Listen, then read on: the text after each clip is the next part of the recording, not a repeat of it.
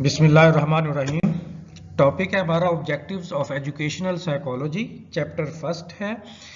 Objectives में हम समझते हैं कि एजुकेशनल साइकोलॉजी का क्या एजुकेशन के अंदर मकसद है और ज़रूरत है। देखें, आप कोई भी सब्जेक्ट पढ़ाएं, बच्चे की जब लर्निंग की बात हो रही है, जब तक बच्चे को नहीं समझेंगे तब तक उसकी लर्निंग नहीं हो सकती।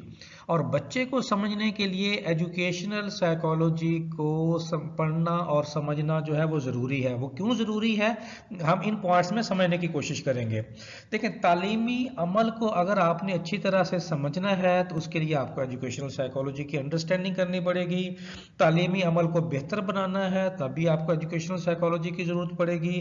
तुलबा के साथ बेहतर ताल्लुकात कायम करने हैं तो तब भी आपको एजुकेशनल साइकोलॉजी की ज़रूरत पड़ेगी। तो इसका मतलब ये हुआ कि अगर हमने सही तरीके से बच्चों की लर्निंग करनी है, उनको एजुकेशन देनी है, तो फिर एजुकेशनल साइकोलॉजी की लर्निंग के अंदर बहुत ज़्यादा अहमियत है। 7-8 पॉइंट आप लोगों के साथ शेयर किए हुए हैं जिनसे हमें पता चलता है कि एजुकेशनल साइकोलॉजी के ऑब्जेक्टिव्स क्या हैं। सबसे पहले देखें कि ग्रोथ जो है उसको बच्चों में प्रमोट करना ज़रूरी होता है। ये हम सब समझते हैं। हम चाहते हैं कि जैसे जैसे बच्चा आपके पास आए, एक क्लास से दूसरी क्लास में मूव करता जाए, डे बाय डे उसके अंदर ग्रोथ होती जाए। तो बीइंग अ टीचर हमारा पर्पज़ क्या है, बच्चों के में ग्रोथ को प्रमोट करना। तो इस साफ सारा कि इसके लिए बच्चों हमें इस बात का यकीन होगा कि हम प्रमोट कर सकते हैं तो तब भी हम बच्चों की उस हवाले से लर्निंग करेंगे ना। जब तक हमारे सामने गोल क्लियर ना हो उस वक्त तक हम कोई भी काम जिसको हम करने जा रहे हैं उसके अचीवमेंट के बारे में कुछ नहीं कह सकते। तो आपके पास growth can be promoted, growth को प्रमोट किया जा सकता है। इसी तरह लर्निंग को एक्वायर्ड किया जा सकता है, सोशल बिहेवियर को इम्प्रूव किया जा सकता है, पर्सनैलिटी एडजस्टमेंट जो है वो अफेक्ट करती है या असरअंदाज होती है। ये सारी बातें हम समझते हैं। इन सारी बातों को समझने के लिए एजुकेशनल साइकोलॉजी की जो कंट्रीब्यूशन है उसके नॉलेज की बहुत ज़्यादा अहमियत है। जितना किसी भी टीचर के पास एजुकेशनल साइकोलॉजी की अंडरस्टैंडिंग होगी उतना ही इस तरह के जो पॉइंट्स हैं कि ग्रोथ को कैसे बढ़ाना, प्रमोट करना, लर्निंग को बढ़ाना, प्रमोट करना या पर्सनैलिटी को बेहतर तरीके से एडजस्ट करना, वो तब भी ज़्यादा बेहतर हो सकता है स्टूडेंट्स के हवाले से जब टीचर इस हवाले से एजुकेशनल साइकोलॉजी के नॉलेज को बहुत बेहतर तरीके से अंडरस्टैंड करता हो। अच्छा, to develop a conviction and realization of the extent that growth can be promoted, learning acquired, social behavior improved, and personality adjustment affected. The realization of this objective will produce an increasing appreciation of what educational psychology contribute to the teacher. तो ये वाले सारे points जब हम देखते हैं तो हमें फिर ये रियलाइज होता है कि एजुकेशनल साइकोलॉजी कितना कंट्रीब्यूट करती है टीचर्स की लाइफ में। इसी तरह सेकंड पॉइंट है कि to assist in defining and set up educational objective and standards in term of desirable behaviour. Behaviour में कंडक्ट आ जाता है, एटीट्यूड्स आ जाता है और इसी तरह की दूसरी चीजें, personality development, that are to be the goal of all teaching efforts. If the teacher knows what the desired outcome should be, he can set up the appreciate situation. और वो उसमें क्या आता है, करिकुलर मटेरियल, टीचिंग प्रोसीजर और इसी तरह की दूसरी चीजें फॉर ब्रिंगिंग देम अबाउट। अब इसमें ये बताया गया कि आप क्या करते हैं, बच्चों को पढ़ाने के लिए एजुकेशनल जो ऑब्जेक्टिव हैं वो तय करते हैं और उनके स्टैंडर्ड्स को जो है बनाते हैं ताकि जो डिज़ायरेबल बिहेवियर हैं बच्चों के उनको अचीव किया जा सके। अब जब तक हमें डिज़ायरेबल बिहेवियर का पता ही नहीं होगा बीइंग अ टीचर तो हम वो कैसे अचीव कर सकते हैं। और डिज़ायरेबल बिहेवियर को जानने के लिए एजुकेशनल साइकोलॉजी को जो पढ़ना है वो बहुत ज़रूरी है। जब तक हमें डिज़ायरेबल बिहेवियर की समझ नहीं आएगी हम अपने गोल सेट नहीं कर सकते। जब गोल सेट नहीं कर सकते तो सिचुएशंस में हमने क्या क्या चीज़ें यूटिलाइज करनी है, क्या को मटेरियल यूज़ करने हैं, क्या टेक्निक्स यूज़ करनी है, क्या मेथड यूज़ करने हैं, वो हम सही तरीके से फिर वो चीज़ें यूटिलाइज नहीं कर सकेंगे। हमें ये तो पता है कि ये हमारा नॉलेज है, ये हमारा स्टूडेंट है, ये नॉलेज हमने स्टूडेंट को डिलीवर करना है, लेकिन वो नॉलेज स्टूडेंट को कैसे डिलीवर होगा वो तब भी डिलीवर हो सकता है वो तब भी डिलीवर हो सकता है कि अगर बच्चे के बारे में टीचर सही तरह से अंडरस्टैंड करता हो कि इस एज के बच्चे की जो लर्निंग एबिलिटी है वो किस तरह की है, कैसे अंडरस्टैंड करेगा, कौन से वे, कौन सी टेक्निक, कौन सी मेथोडोलॉजीज मुझे यूज़ करनी पड़ेगी कि वो ज़्यादा अप्रोप्रिएट होंगी इस बच्चे के हवाले से, ताकि वो नॉलेज ज़्यादा बेहतर तरीके से बच्चे को डिलीवर हो सके।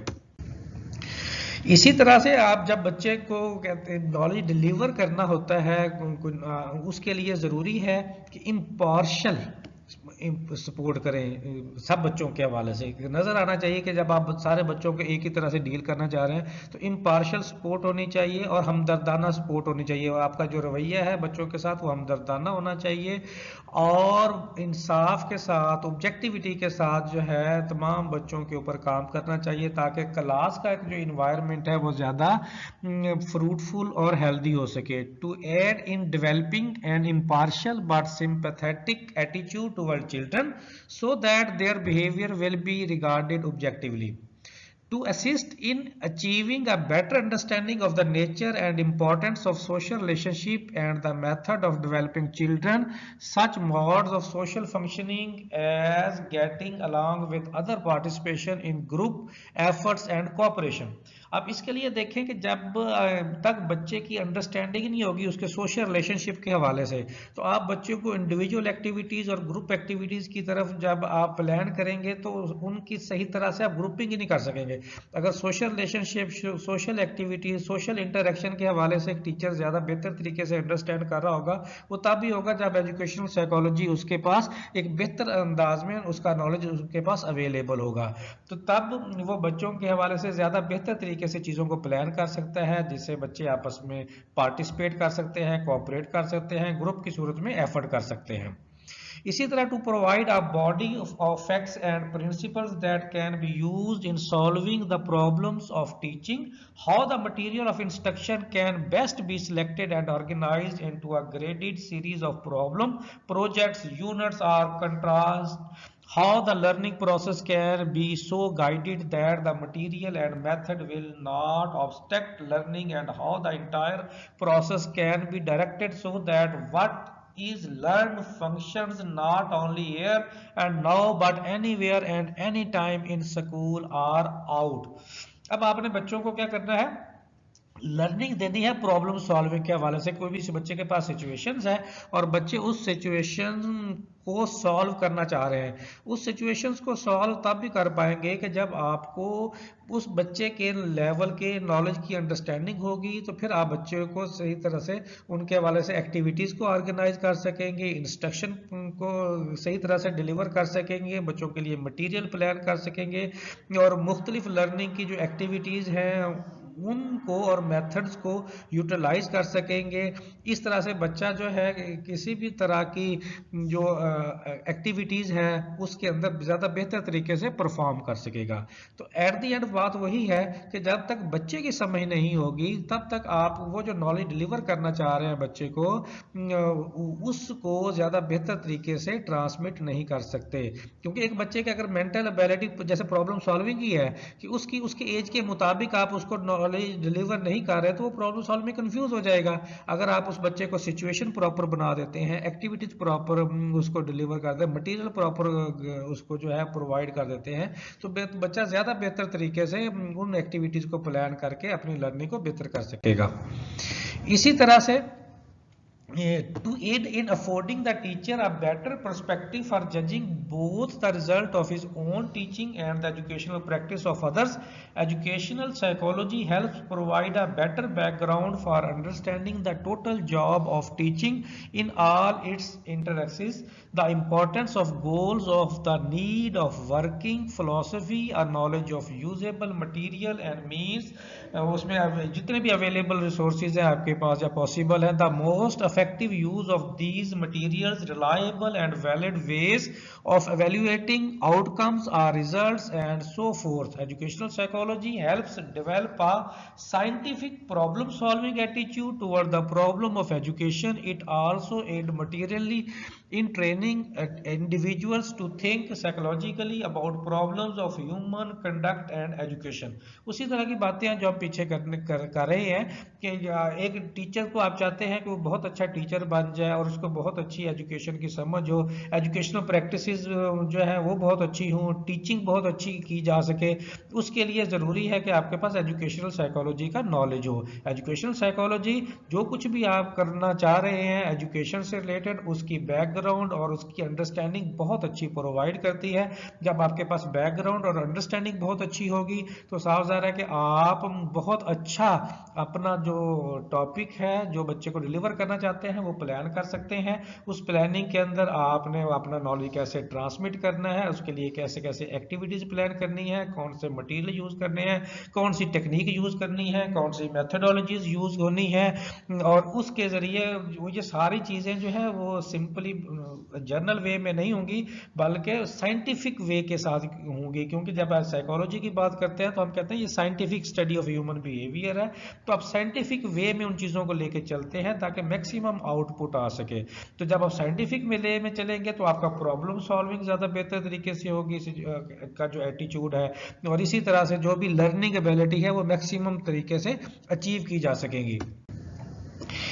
इसी तरह से जो टीचर्स है to furnish the teacher with the necessary facts and technique for analysing behaviour both his own and that of the others to the end that normal adjustment may be facilitated and growth personality affected.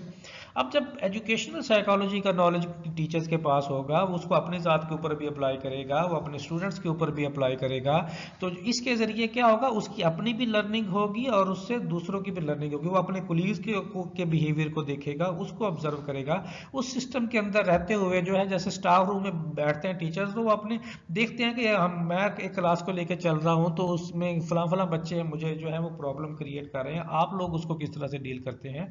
हो सकता है वो दूसरे teachers कहेंगे हमें तो कोई problems नहीं होता, तो फिर उनसे पूछा जा सकता है कि आपने इन बच्चों को कैसे हैंडल किया, कैसे टैकल किया। एक्चुअली तो आपने बच्चे को समझा कि वही नॉलेज बाकी बच्चों को समझ आ रहा है तो कुछ को नहीं आ रहा, तो इसका मतलब बच्चों की अंडरस्टैंडिंग नहीं हो रही। तो जब इस तरह से लर्निंग होगी अपनी भी और दूसरों के को, अपने आप को देखते हुए दूसरों को देखते हुए, और एट द एंड मकसद क्या है कि आप जिसको नॉलेज दे रहे हैं उसकी पर्सनैलिटी प्रॉपर तरीके से डेवलप हो, उसकी ग्रोथ प्रॉपर तरीके से हो रही हो और वो प्रॉपर तरीके से सोसाइटी के अंदर एडजस्ट हो रहा हो। अगर तो उसकी नॉर्मल एडजस्टमेंट हो रही है तो इसका मतलब आप प्रॉपर लर्निंग दे रहे हैं। अगर नॉर्मल एडजस्टमेंट नहीं हो रही इसका मतलब लर्निंग में कहीं ना कहीं कोई गैप है। To assist in setting up, defining and maintaining progressive teaching procedures, guidance, programs and functional forms of organization and administration। अब साफ ज़ाहिर है कि जब आपने लर्निंग को बेहतर करना है तो लर्निंग को बेहतर करने के लिए आपको बहुत सारे जो सपोर्टिंग एलिमेंट्स हैं उनको बेहतर करने की ज़रूरत है। वो तभी बेहतर होगी जब एजुकेशनल साइकोलॉजी का नॉलेज है वो आपके पास ज़्यादा बेहतर अंदाज में होगा। उसमें टीचिंग प्रोसीजर्स आपने कैसे अडॉप्ट किया हुआ है, उसको आप किस हद तक देखते हैं कि वो कामयाब है और उससे मज़ीद कैसे बेहतर किया जा सकता है। इसी तरह जो गाइडेंस प्रोग्राम है, फंक्शनल फॉर्म ऑफ ऑर्गेनाइजेशन है या एडमिनिस्ट्रेशन है कि स्टाफ का आपस में कोऑर्डिनेशन, स्टाफ और एडमिनिस्ट्रेशन की आपस में कोऑर्डिनेशन, क्या क्या डिसीजंस लिए जा रहे हैं बच्चों के हवाले से, जो आजकल अपडेटेड सिचुएशंस हैं उसके हवाले से जो है कौन कौन सी चीज़ें हैं, कौन कौन सी एड्स हैं, मटेरियल्स हैं जिनको यूज़ किया जा रहा है और किया जा सकता है। जब ये सारी चीज़ों की नॉलेज होगी, अंडरस्टैंडिंग होगी तो ज़्यादा बेहतर तरीके से नॉलेज को डिलीवर किया जा सकेगा। तो इस तरह से हमने समझा कि ऑब्जेक्टिव्स ऑफ एजुकेशनल साइकोलॉजी क्या हैं, कि मकसद इसमें यही है कि हम एजुकेशनल साइकोलॉजी का जो इल्म है, नॉलेज है, जितना बेहतर अंदाज में टीचर के पास होगा उतना बेहतर अंदाज में टीचिंग होगी, उतनी बेहतर अंदाज में एजुकेशन होगी और उतनी ही बेहतर अंदाज में बच्चों की लर्निंग होगी। इसके साथ ही इजाज़त चाहते हैं। अल्लाह हाफिज़।